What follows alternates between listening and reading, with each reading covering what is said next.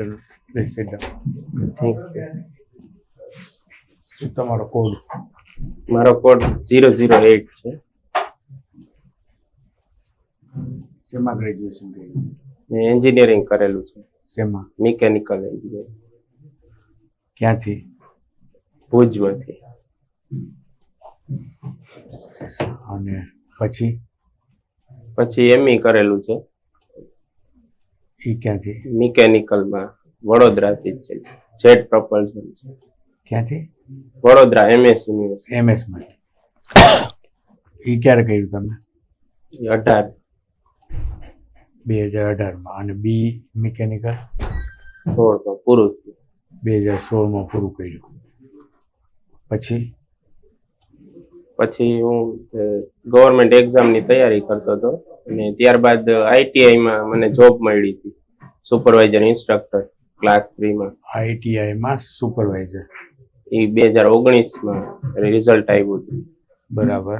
પછી કોરોનાના લીધે અમને જોઈનિંગ કોરોના પછી એટલે 22માં 21માં પછી અત્યારે STI-માં સેવા ફરજ બજાવી. STI-માં 22 થી 1 વર્ષ ITI-માં જોબ. 1 વર્ષ ITI-માં રહ્યા. ITI-માં ક્યાં હતા?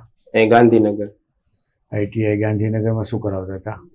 ત્યાં રેફ્રિજરેશન ટ્રેડમાં એનું મેન્ટેનન્સ, ઇન્સ્ટોલેશન ને એવું બધું એનો કોર્સ થાય છે 2 વર્ષનો. એમાં અમારે ભણાવવાનું હતું. એમાં રેફ્રિજરેટર વિશે કે રેફ્રિજરેશન એનું ઇન્સ્ટોલેશન ને સર્વિસિંગ જ એ ટૂંકમાં આખા યુનિટનું 10 પાસ ઉપર કોર્સ છે ને, એટલે એમાં ડીપમાં બહુ નથી. બહુ ડીપમાં નથી, પણ એનું જે મેન્ટેનન્સ ને એવું બધું સ્કિલ એમને નથી લાગતું કે ITI છે એ ખરેખર તો બહુ વધારે પ્રમાણમાં થવું જોઈએ. લોકોને બેઝિક સ્કિલની જ જરૂર છે. આ તમે દાખલા તરીકે બી મિકેનિકલ થયા પછી STI-માં આવ્યા એટલે લગભગ તો કાંઈ કામમાં આવ્યું. તમારું ભણતર બી ને મિકેનિકલ બે નકામું ગયું ને. પણ ITI એવું છે કે એમાં લોકો ભણતા હોય તો બરાબર પરફેક્ટ કામ થઈ જાય, જોબ મળે, સ્કિલ ઇમ્પ્રુવમેન્ટ થાય. આપણે એમાં કેમ બહુ ઇમ્પ્રુવમેન્ટ થતું નથી એટલું બધું? છોકરાઓ હજી બી ને એટલે એમાં BCom એવું થતા હોય છે.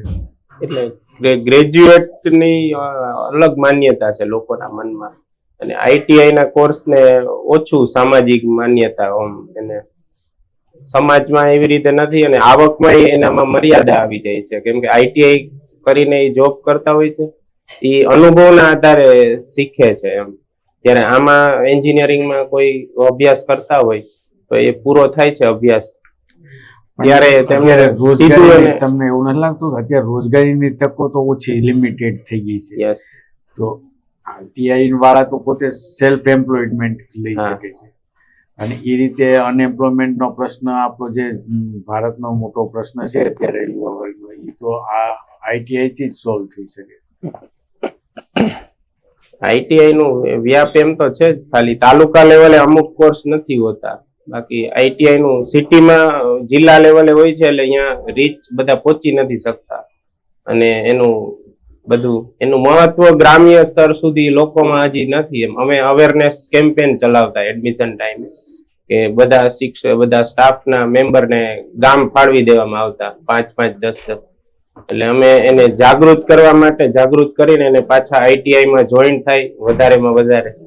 એટલે અમુક ભણેલા હોય છે એટલું, પણ એને ખ્યાલ નથી હોતો કે હું આવો કોર્સ કરું. આના માટે વધારે શું કરી શકાય? કેમ કે BA, BCom અને BSc એમાં તો કઈ સીધું કોઈ જોબનું સ્કિલ અપાતું નથી. શિક્ષણ તો ખરેખર આ એન્જિનિયરિંગમાં બરાબર છે, કોઈ સ્કિલ માણસ શીખે છે.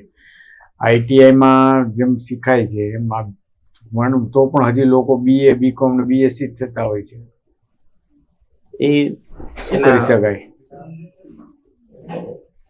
એના વિષય એક એકાઉન્ટ ને અર્થશાસ્ત્ર ને લગતા વિષયો માટે કોમર્સ રાખે છે. મારો પ્રશ્ન એવો છે આ 3 ગ્રેજ્યુએટમાં તો લોકો અનએમ્પ્લોયમેન્ટ એટલે જ થાય છે કે એમાં સીધી સ્કિલ મળતી નથી અને રોજગારી તકો ઓછી છે. ત્યારે આમાં તો સેલ્ફ એમ્પ્લોયમેન્ટ છે. ભલે એટલું બધું પગાર નહીં મળતો હોય પણ સેલ્ફ એમ્પ્લોયમેન્ટ ઘણું વધારે છે, તો આ વધારો બધું અનએમ્પ્લોયમેન્ટનો આ જ સોલ્યુશન છે, અને એટલે જ આ આઈટીઆઈ અસ્તિત્વમાં આવી છે. પણ એ કેમ અમલ નથી થતો? વધારે કરવું હોય શું કરી શકાય? વધારે અત્યારે મેઇન પ્રોબ્લેમ આઈટીઆઈમાં અમારે જે કોર્સ ત્યાં થતો ને અત્યારે બીજી આઈટીઆઈમાં બીજા કોર્સ થાય છે ને એમાં ઉદ્યોગને વાસ્તવિક જરૂરિયાત છે ને એના કરતા ઓછું છે, એટલે નોલેજ ગેપ ત્યાં 20-30 વર્ષનો છે.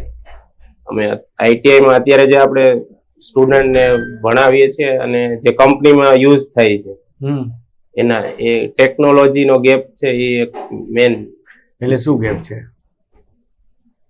આપણે આઈટીઆઈમાં જે શિક્ષણ આપવામાં આવે છે ને એમાં અત્યારે જે કંપનીમાં જે મશીનરી યુઝ થાય છે એમાં એ ટેકનોલોજીમાં 15-20 વર્ષનો ગેપ રહી જાય છે. અમે અહીંયા લેથ મશીન ને એવું મેન્યુઅલ મશીનિંગમાં શીખડાવતા હોઈએ છીએ, તો ત્યાં કંપનીમાં તો સીએનસી ને બીએમસી ને એવું હોય. કોર્સ થોડોક અપગ્રેડ કરવાની જરૂર છે.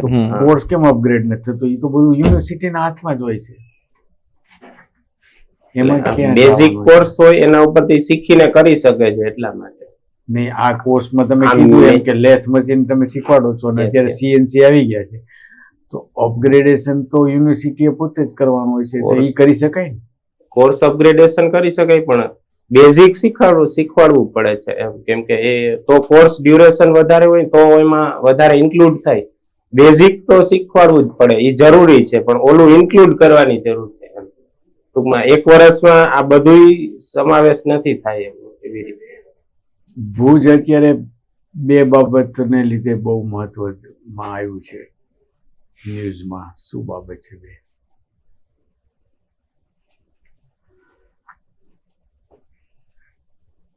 2 સર હાલનો ખ્યાલ નથી. ક્યાં ન્યૂઝમાં તમે વાંચ્યું હોય, જોયું હોય, ભુજને ક્યાંય હાઇલાઇટ થતું?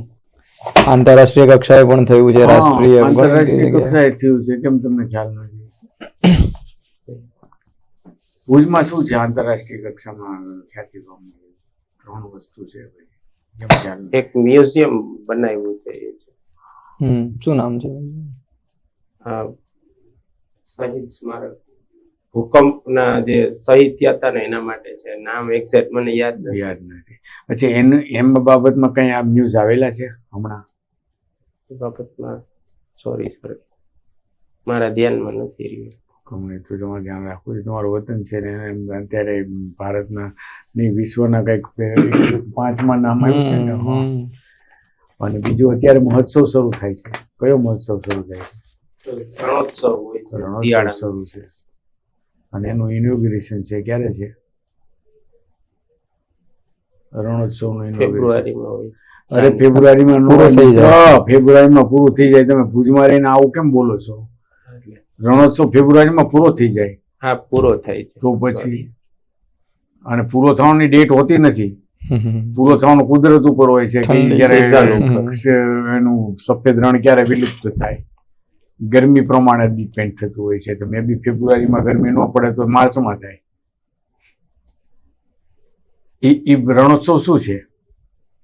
ત્યાં આપણી સંસ્કૃતિનું બધું ટુરિઝમના માધ્યમથી જે ટુરિસ્ટ બહારના આવતા હોય છે કચ્છનું મેન જે સાંસ્કૃતિક વારસો છે એને ત્યાં અલગ અલગ રીતે રિપ્રેઝન્ટ કરવામાં. અને એનો સમયગાળો શું છે અને કેમ?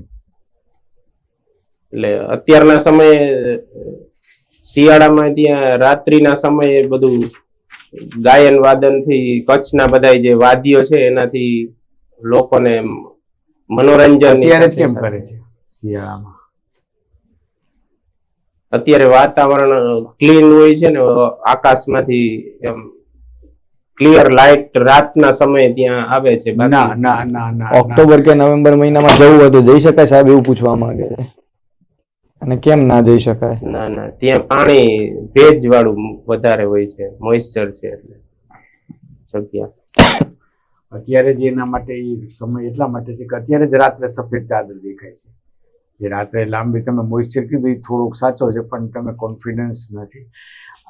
રાત્રિના સમયે તે ત્યાં શિયાળામાં ડિસેમ્બર મહિનામાં જ સફેદ ચાદર બને છે અને ફેબ્રુઆરી માર્ચ સુધી રહેતી હોય છે. એ ડિપેન્ડ કેવું ટેમ્પરેચર હોય છે. અને એ સફેદ ચાદર એ યુનિકનેસ છે. અને યુનિકનેસ જ તે આમાં પ્રોજેક્ટ થાય છે.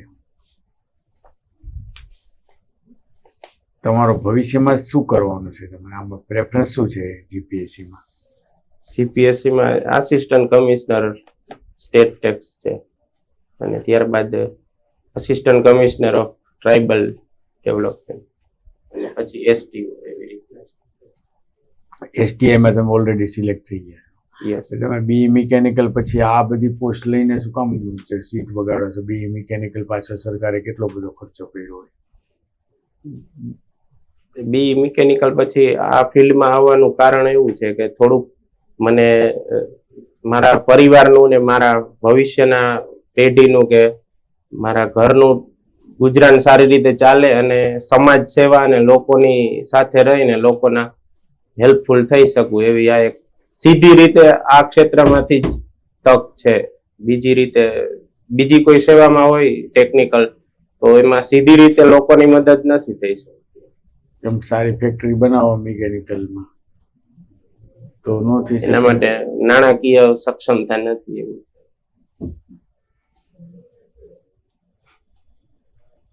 લોન ઉપર મળે જ છે બધા પૈસા.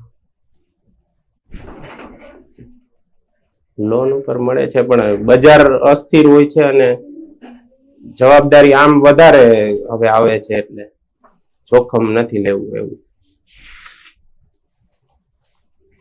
તમે ક્લાસ 1, 2 માં આગળ વધો વહીવટી સેવાઓમાં પછી આગળ જાઓ તો તમારે જોખમ તો લેવું પડે.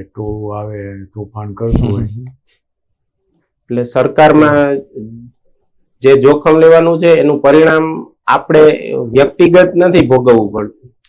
સંયુક્ત રીતે સરકારને ભોગવવું. સરકાર ભલે હેરાન થતી એટલા માટે અને એ અત્યારે આપણે રિસ્ક લઈએ કોઈ પણ ડિસિઝનમાં કે કોઈ પણ તો એમાં જ્યારે આ બિઝનેસ થાય છે ત્યારે સરકાર એમાં ટેક્સ લે છે પણ જ્યારે નથી થતું ત્યારે બધી રીતે સબસિડી પ્રોવાઈડ નથી થતી. એટલા માટે મારા અંગત મંતવ્યથી મેં આ નોકરીનો માર્ગ લીધો. તમારી હોબી? મારી ખાસ આમ કઈ હોબી પ્રોફેશનલ હોબી નથી. ગામડાની રમત અમુક કઈ રમત રમતા હોય. કઈ રમત? ગીલી દંડા ને એવું પેલા રમતા હતા. અત્યારે કઈ એવું પ્રવૃત્તિ છે જ નહીં. ખાલી લોકો ભેગો સમય ગુજારું છું ફ્રી ટાઈમ હોય ત્યારે. એટલે ટોલ ટપ્પા કરીને સદભાવના વૃદ્ધાશ્રમ ને એની જે વૃક્ષ વાવવાની ને બધી પ્રક્રિયા છે ને એમાં એક ભાગીદાર થાવ છું. અને કોઈ પણ સરકારી યોજનાઓનું કઈ આવે ને તો એમાં અમારા ગામના લોકો જે સેવામાં છે એ અમને માહિતી આપે પછી અમે ગામના લોકોને એમાં વધારે જોડીને એનું પહોંચાડવાનો પ્રયાસ કરીએ છીએ. સદભાવના વૃદ્ધાશ્રમ ભુજમાં તો છે નહીં, રાજકોટમાં છે. મારું વતન સૌરાષ્ટ્ર છે. હું તો ત્યાં તો અભ્યાસ માટે જ ગયેલો. ત્યાં અભ્યાસ માટે જ ગયેલા ભુજમાં? હા. તો ત્યાં કેમ ગયા હતા? ઓનલાઈન એડમિશન ત્યાં એવી રીતે મળેલું. પણ રાજકોટમાં તો પુષ્કળ સંસ્થાઓ છે. રાજકોટમાં નહોતું મળતું મને ત્યારે એડમિશન. મિકેનિકલ બ્રાન્ચમાં લેવાનું હતું કેમ કે ફેમિલીમાં કોઈ એન્જિનિયર કે એવું હતું ને એટલે બીજાના સજેશન્સ ત્યારે એવા હતા એટલે પેરેન્ટ્સે અમને એવો મને પ્રેફરન્સ મિકેનિકલ ને સિવિલનો કીધો.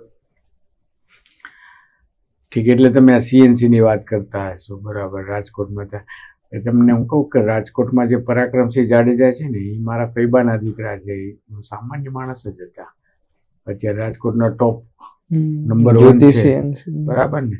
અમે એક જ સરખી ઉંમરના છીએ. મારા ફૈબાના દીકરા છે, મારી મિસિસના. એની પાસે કઈ પૈસા નતા. તો પછી તમે શું કામ આવું બધું કરો છો? અને એ તો બી મિકેનિકલ નતા. મારું લક્ષ્ય શિક્ષણ ક્ષેત્ર સાથેનું છે પણ એટલા માટે જ મેં આઈટીઆઈ જોઈન કરેલું. પણ પછી અમુક મિકેનિકલમાં હું શારીરિક રીતે હેન્ડીકેપ છું.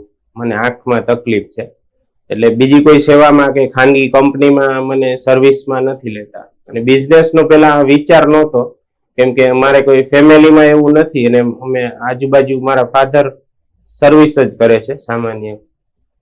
એટલે મને એવું ધંધાકીય માર્ગદર્શન નહોતું અને શારીરિક મર્યાદાના કારણે મારે સિવિલ સર્વિસની લાઈન જ લેવી પડી એવું. એન્જિનિયર તરીકે હું બીજી સેવામાં ફિઝિકલી ફિટ નથી, સરકારી કે ખાનગી કંપનીમાં. એટલે આમાં પણ કઈ તમારી ફિઝિકલ ફિટનેસ આડી નથી આવતી, નથી તમારું બેકગ્રાઉન્ડ આવતું. પરાક્રમસિંહના ફાધર હા. સામાન્ય કોર્પોરેશનમાં સેવા જ આપતા હતા અને બીજું કોઈ બેકગ્રાઉન્ડ હતું નહીં. એમનું બધું બેકગ્રાઉન્ડ મારું જ બેકગ્રાઉન્ડ છે. એમનું કોઈ બેકગ્રાઉન્ડમાં એમને કોઈ ઉદ્યોગપતિ હતા નહીં. માટે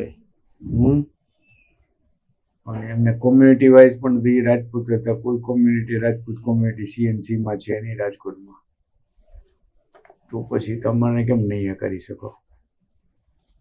મને પહેલેથી ઈચ્છા આ ફિલ્ડમાં ને આવી રીતે સેવાકીયમાં હતી વધારે, પણ કે કારકિર્દીની સુરક્ષા માટે સાયન્સ રાખીને એન્જિનિયરિંગનો અભ્યાસ કર્યો છે. જો હોબીમાં પણ તમે ટોલ ટપ્પા મારીને તમે સમય બગાડો તો એ વ્યાજબી કહેવાય? તમારે કોઈ હોબી માણસને કશું હોવું જોઈએ ને જિંદગીમાં આગળ વધવા માટે. હોબી હતી પણ એટલી ફોર્મલાઇઝ હોબી નહોતી, એમ કે એમાં કંઈક વધારે સમય આપી શકીએ કે એવી રીતે. એ ગીલી દંડા તો આજથી 20 વર્ષ પહેલા ગ્રામ્ય વિસ્તારમાં અમે રહેતા હતા, એટલે એ તો ત્યાં 20 વર્ષ પહેલા હતું. પછી 20 વર્ષથી તમે કઈ કરતા જ નથી. 20 વર્ષ પછી એટલે અત્યારે હાલના સમયમાં મારા ફ્રી ટાઈમમાં કે શાંતિના સમય ટૂંકમાં કંઈક કામમાંથી ફ્રી થયો હોય, થાકી ગયા હોય તો હું વોકિંગ કરું છું ને ખાલી લોકોની વચ્ચે વાતચીત કરું કે એવી રીતે ઓબ્ઝર્વેશન. તો એવું નથી લાગતું કે સારું આપણે હોબી ક્રિએટ કરી અને ક્રિએટિવ કામ કરી અને રાષ્ટ્ર સેવા કરી શકાય? એવું તમને નથી લાગતું? ના, એવું કરવું જોઈએ, એવું કરી શકાય. જે સદભાવના વૃદ્ધાશ્રમમાં જઈને તમે શું કરતા હતા? ત્યાં એમના વૃક્ષોનું જે હાઈવે ઉપર એમને બધા વાવડીને કરે છે ને, અને અમુક સરકારી જગ્યામાં એ સરકારની સ્થાનિક પ્રશાસનની સાથે રહીને અહીંયા વૃક્ષ વાવણીને એવું કરે છે, પાણી પીવડાવે છે. એમાં કયું સ્થાનિક પ્રશાસન આવા મદદ કર્યું? ગામના તલાટી, મંત્રી, સરપંચ ને. પ્રશાસન કયું આવે? તલાટી મંત્રી પાસે કઈ પૈસા નથી હોતા? એટલે ખાલી બીજો કોઈ ઇસ્યુ ન થાય એવી રીતે એ વૃક્ષ વાવણી કરે છે, એ કોઈને નડતરૂપ ન થાય કે એના માટે એને ઇન્વોલ્વ કરતા. તમે કહો છો ને સ્થાનિક પ્રશાસનની મદદ લીધી, તો સદભાવના પાસે પૈસા નથી ને તલાટી મંત્રી પાસે પૈસા નથી, તો એટલે આ વૃક્ષો દાનથી જ ક્યાંથી કરે છે સદભાવના લોકોનું. આવે? તમે કેટલા વૃક્ષો એવા ને ક્યાં આવ્યા? અમે જામનગર થી ખંભાળિયા હાઈવે છે ને, એમાં થોડાક વચ્ચે વાવ્યા છે. અને તમારા પાસે છે કોઈ સર્ટિફિકેટ વૃક્ષો ના, વાવ્યાનું, એકનોલેજમેન્ટ કાગળ કે ના, એવી રીતે અમે એટલે હું ફૂલ ટાઈમ નથી એવી રીતે જાતો, ત્યારે ફ્રી હોય ત્યારે. અને પાણી પાવાનું ટેન્કર જ્યાંથી આવે છે ને અહીંયા ક્યારેક જઈએ, એ વચ્ચે ચલાવતા હોય છે રોડમાં. ગેમનો કોઈ શોખ બીજી ગીલી દંડા સિવાયની? વાંચવાનો? ન્યૂઝપેપરમાં શું વાંચો? ન્યૂઝપેપરમાં જે હાલનું સરકારના સ્ટેપ્સ હોય કે કોઈ પણ લોકો વચ્ચે ઘટના નવી બનતી હોય કે સિઝનને અનુરૂપ કંઈ સમાચાર હોય. રાજકોટ અત્યારે શેમાં પિક્ચરમાં આવ્યું છે હમણાં? એ ખ્યાલ નથી, sorry. ખ્યાલ હોવો જોઈએ પણ નથી. જે ન્યૂઝપેપરમાં જોઈએ તો રાજકોટની એક ખાસ વિશેષતા શું છે જે ગાંધીનગર કે અમદાવાદમાં ન્યૂઝપેપરમાં નથી આવતો? અથવા અહીંયા જે ન્યૂઝપેપરનો ટ્રેન્ડ છે ને ત્યાં આવી કે સુરતમાં? રાજકોટ અલગ જ છે આખા ગુજરાતમાં. રાજકોટમાં એક ખાસ વિશેષતા છે ન્યૂઝપેપરની જે ગુજરાતમાં ક્યાંય નથી. શું છે? તો બપોર પછી ન્યૂઝપેપર અમુક પબ્લિશ થાય છે, સાંજ સમાચાર ને એ સિવાય મને ખ્યાલ નથી. હા, એ તેને બહુ મોટી વિશેષતા છે. ત્યાં સાંજ સમાચારો બધાનું ખૂબ મોટું પ્રભુત્વ છે. અકીલાનું અમુક સમાચાર ઘણા બધા બપોર ખાલી પછી રાજકોટમાં જ છે એવું પ્રભુત્વ. બાકી અહીંયા અમદાવાદનું કોઈ સાંજ સમાચાર વાંચતું નથી અને ત્યાં તો એ સાંજ સમાચારથી ઘણો ફેર પડી જાય છે.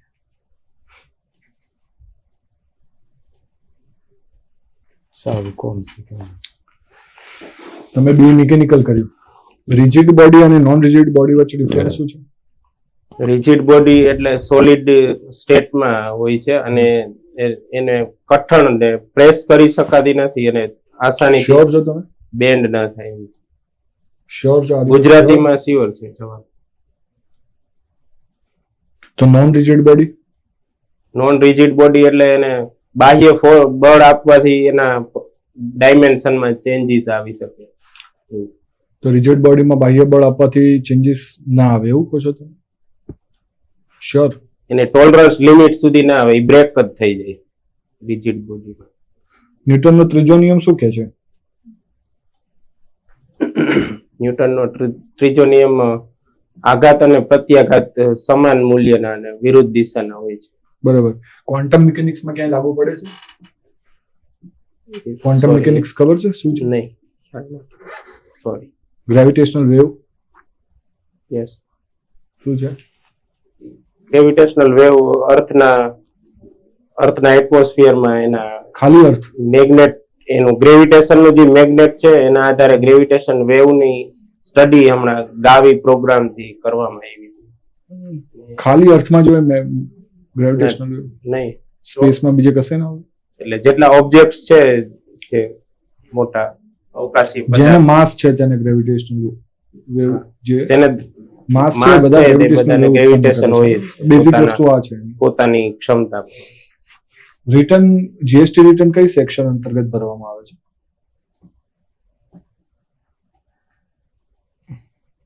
કેટલા ટેક્સ સ્લેબ્સ છે ખ્યાલ છે? એ તો 5 છે. કયા કયા? 0.5 હં.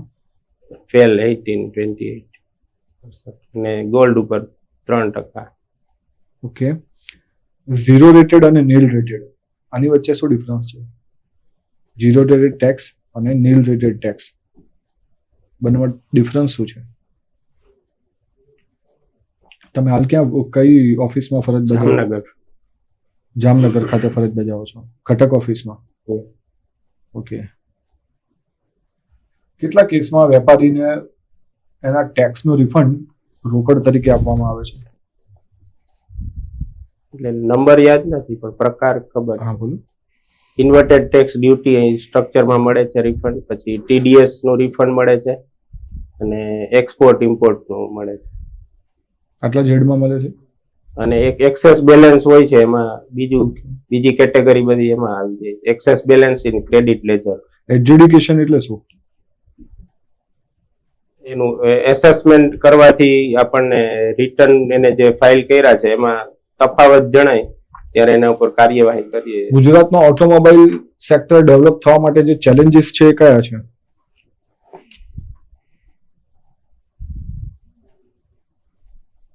ગુજરાતમાં ઓટોમોબાઈલ સેક્ટર માટે મેન પાવર અને સ્કિલ્ડ મેન પાવરની તમે તો સ્કિલ્ડ મેન પાવર તૈયાર કરતી ફર્મ છોડીને હવે બીજી જગ્યાએ જાઓ છો. તમારા સિવિલ સર્વિસીસમાં આવવા માટેના ડ્રીવન ફેક્ટર કયા? પ્રેરણા કઈ? પ્રેરણા એ લોકોની સેવા કરવાની સાથે સાથે આપણે પોતાનું જીવન સારી રીતે જીવી શકીએ છીએ. બીજી કોઈ સેવામાં હું હોઉં તો મને નોકરી કે જોબની સાથે મારી આર્થિક પ્રવૃત્તિની સાથે મને લોકોની સેવા કરવાનો મોકો ન મળી શકે. સિવિલ સેવામાં એના માટે. આ તમે ટોપી કેમ કેજરીવાલની જેમ પહેરી છે? એ મને શરદી નહીં અત્યારે છે એટલે ખાંસી આવે છે, ટોપી કાઢું છું. ઓકે. રાજકોટ ઓટોમોબાઈલ ક્ષેત્રમાં રાજકોટ ફેમસ છે અને જામનગર પણ ફેમસ છે, તો કયા ક્ષેત્રમાં ક્યાં ફેમસ છે ખ્યાલ છે તમને? રાજકોટ અને જામનગર? એ એન્જિન બનાવવામાં, એન્જિન કોણ? Parts. Rajkot Field Marshal company છે. આપણે સેક્ટરની વાત છે, એ સેક્ટરમાં ફેમસ છે. કયું એન્જિન બનાવે છે? IC engine. Diesel engine? Yes. Okay. અને એવી રીતે જામનગર? ખેતીવાડીમાં જે વપરાય છે ને પંપમાં ડીઝલ એન્જિન, એ રાજકોટમાં વધારે બને. બરોબર છે. અને જામનગરમાં? જામનગરમાં અરે યાર, જામનગરમાં કયો ઉદ્યોગ મિકેનિકલ ઓટોમોબાઈલ નું ખ્યાલ નથી. અને મિકેનિકલ ક્ષેત્રે બીજો? ઓટોમોબાઈલ સ્પેસિફિક અથવા બીજો જામનગરનો મુખ્ય ઉદ્યોગ બ્રાસ પાર્ટ નો છે ને હા, તો મશીન બોલો તમે- પછી યાર, તમને હા, ખ્યાલ છે, આવડે છે તો ખ્યાલ છે, બોલો તમે તમે. જવાબ ઓટોમોબાઈલ નું તમે સ્પેસિફિક ક્યાં એટલો બધો કરતા? જામનગર થી લઈ અને ખંભાળિયા વચ્ચે તમે કીધું વૃક્ષારોપણ, તો ત્યાં પેરેલલ દરિયા કિનારે એક નેશનલ પાર્ક આવેલો છે, નામ ખ્યાલ છે આપને? મારી નેશનલ પાર્ક એક જ Okay, છે કઈ ઇન્દિરા species ગાંધી famous છે? ત્યાં ઓક્ટોપસ ને એવું છે એ ફેમસ છે. ઓકે, ત્યાં કોઈ બર્ડ સેન્ચ્યુરી એટલામાં? ખીજડીયા બર્ડ સેન્ચુરી ઘોરાડ પક્ષી વિશે શું જાણો છો તમે?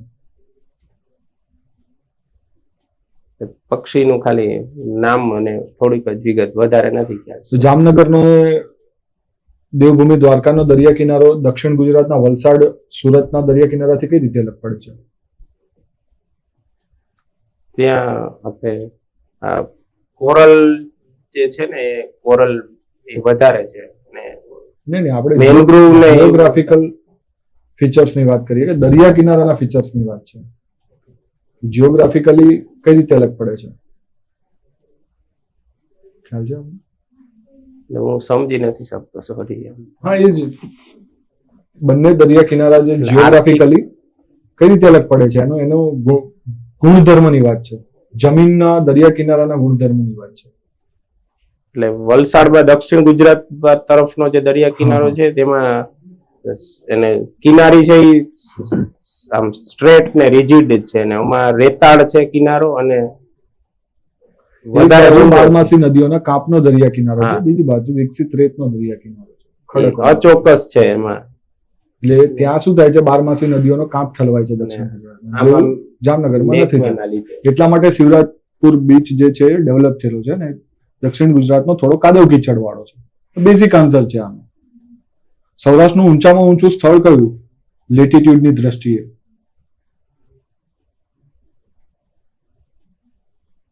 સૌરાષ્ટ્ર લેટિટ્યુડ એટલે ઊંચાઈ, જમીનથી સમુદ્ર ગીર. સપાટીથી ઊંચાઈ. ગિરનાર કોઈ પ્રોપર ગીર તો બહુ મોટી, ગુરુ દત્તાત્રેય એ સૌથી ઊંચું છે.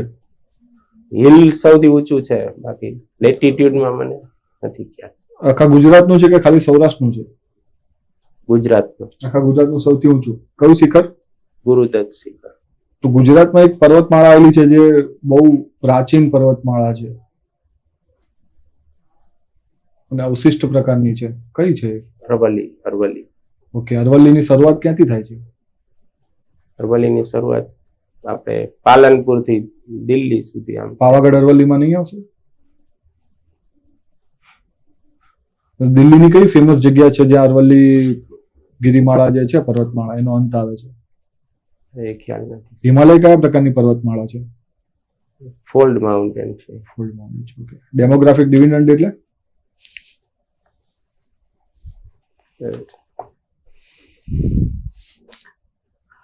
વસ્તી વધતી હોય છે અને આપણી જે યુવા વસ્તી છે તેમાંથી કેટલા આપણે ઉત્પાદક રીતે રાષ્ટ્રીય આઉટપુટ મેળવી શકીએ.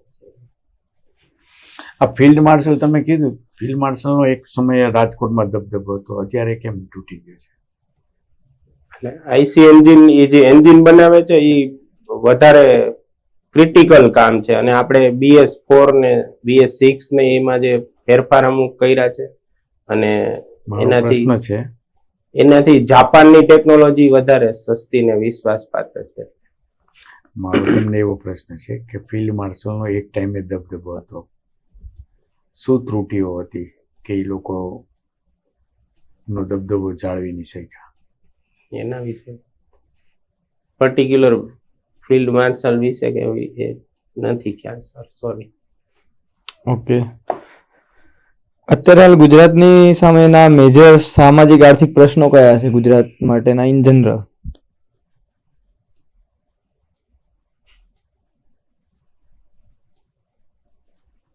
ગુજરાતમાં અત્યારે સામાજિક પ્રશ્ન કરતા બાળકોમાં જે શિક્ષણની સાથે સાથે ફોનનો યુઝ છે એ એક મોટો પ્રશ્ન જ છે, કેમ કે બીજી રીતે તો આપણે પહોંચી શકીએ એમ છીએ, પણ આ પ્રશ્નમાં કચાશ. તો આના પરથી જ એક સવાલ કે અત્યારે હાલ રિસન્ટલી તમને ખ્યાલ છે કોઈ કન્ટ્રી છે કે જેણે 16 વર્ષથી નાની ઉંમરના બાળકોને સોશિયલ મીડિયાના ઉપયોગ પર પ્રતિબંધ મૂક્યો છે? ખ્યાલ છે પ્રજા કન્ટ્રી વિશે? ખ્યાલ છે. કયો દેશ છે? ચીન ને મૂક્યો. Australia Australia. એમાં ચીને મૂકેલો હતો. ઓકે, તો આ પ્રકારનો પ્રતિબંધ ભારતમાં મૂકવો જોઈએ કે ના મૂકવો જોઈએ? હા, મૂકવો જોઈએ, પણ મર્યાદિત સમય માટે. એવી રીતે. કેવી રીતે? એને અત્યારે ડિજિટલ એજ્યુકેશન નો સમય છે, એટલે મર્યાદિત ઉપયોગ કરી શકે એવું કંઈક રચના કરવી જોઈએ ડિજિટલ ડિવાઇસ માંથી. આનાથી ફાયદા વધારે થશે કે ગેરફાયદા પ્રતિબંધથી? આમ ફાયદા જ વધારે થશે, પણ એ લાંબા ગાળે દેખાય છે. એટલે ઓમ પબ્લિક ને અત્યારે સમાજમાં એવું લાગશે કે ગેરફાયદો વધારે છે, પણ વાસ્તવમાં ફાયદો જ વધારે. ઓકે, ન્યૂ એજ સ્કિલ આવો શબ્દ સાંભળ્યો છે? અથવા ઘણી વાર 21st સેન્ચુરી સ્કિલ, યસ. શું એમાં શેનો સમાવેશ કરી શકાય? એમાં અત્યારની લેટેસ્ટ ટેકનોલોજી વિશે, શું પણ? ડિજિટલ ડિવાઇસ છે, ઇન્ટરનેટ ઓફ થિંગ્સ ને આર્ટિફિશિયલ ઇન્ટેલિજન્સ ને મશીન લર્નિંગ, આવી બધી. ઓકે, તો આ બધા જે ન્યૂ એજ સ્કિલ છે ને આઈટીઆઈ માં આપણે ચાલુ કરાવવા તો થઈ શકે ખરા? એની જોડે કઈ એનું કનેક્શન ખરું? યસ, થઈ છે. તો આગળ જે સરે પૂછ્યું એમાં તમારે આ જ વસ્તુ કહેવાની હતી કે ભાઈ મેઇન પ્રોબ્લેમ આ જ છે આઈટીઆઈમાં. હમણાં કરેલો છે શરૂ આઈટીઆઈ માં. ગાંધીનગર આઈટીઆઈ થી આપણે આર્ટિફિશિયલ ઇન્ટેલિજન્સ ઉપર કોર્સ શરૂ કર્યો છે 2 વર્ષ. ઓકે, સ્ટેટ જીએસટી અને આસિસ્ટન્ટ કમિશનર ટ્રાઇબલ ડેવલપમેન્ટ આ બે તમારી ટોપ પ્રાયોરિટી છે. એમાં ટ્રાઇબલ ડેવલપમેન્ટ ઓફિસર તરીકે તમે કેવા પ્રકારની કામગીરી કરી શકો તમને પોસ્ટિંગ મળે તો? ટ્રાઇબલ ડેવલપમેન્ટ તરીકે ઓફિસર તરીકે કામગીરીમાં એવું રહેશે કે ટ્રાઇબલ ડેવલપમેન્ટમાં ટ્રાઇબલ પોપ્યુલેશન સાથે વધારે ફોર્મલ વેમાં જવા કરતા એને કોઈ પણ બાબતને ઇન્ફોર્મલ વેથી સમજાવીને મારા જે તેને મદદ પહોંચાડવાની છે કે તેમને જે વિશે જાગૃત કરવાના છે કે એમના માટે કંઈ કામ કરવાનું છે, એનામાં હું આગળ વધીશ. કેમ કે એ સંસ્કૃતિ અને ધાર્મિક ને સ્થાનિક રીત રિવાજથી એટલા રિજિડ હોય છે, એટલે એમને સામાન્ય રીતે હેન્ડલ કરવું અઘરું છે. એક last question, assistant commissioner GST અને આસિસ્ટન્ટ કમિશનર ટ્રાઇબલ ડેવલપમેન્ટ એ બંને અધિકારી ક્લાસ 1 તરીકે જ્યારે અપોઇન્ટ થાય છે તો એની અંદર કયા વેલ્યુઝ, મૂલ્યો અથવા કૌશલ્યો હોવા જરૂરી છે? એમ બંને માટેના 2 કે 3 મને જણાવી શકશો? સ્પેસિફિક, જનરલ નહીં, સ્પેસિફિક. આસિસ્ટન્ટ કમિશનર જીએસટી છે તેની અંદર આ ક્વોલિટી તો જોઈએ જ. વિઝડમ જોઈએ. વિઝડમ તો દરેક જગ્યાએ જોઈએ. એટલે પર્ટિક્યુલર આ 2 જોબ માટે? હા, આસિસ્ટન્ટ કમિશનર જીએસટી તરીકે કોઈ અધિકારીને મારે લેવો છે તો હું વિચારીશ કે ભાઈ એનામાં આ 2 ક્વોલિટી હોવી જોઈએ. અને ટ્રાઇબલ ડેવલપમેન્ટ માટે કોઈ વ્યક્તિને પસંદ કરી રહ્યું છું તો એનામાં આ 2 ક્વોલિટી હોવી જોઈએ, કૌશલ્ય અથવા કોઈ વેલ્યુ. સ્પેસિફિક યાદ નથી આવતું, પણ મારી રીતે કોમન વિચારીશ. બોલો.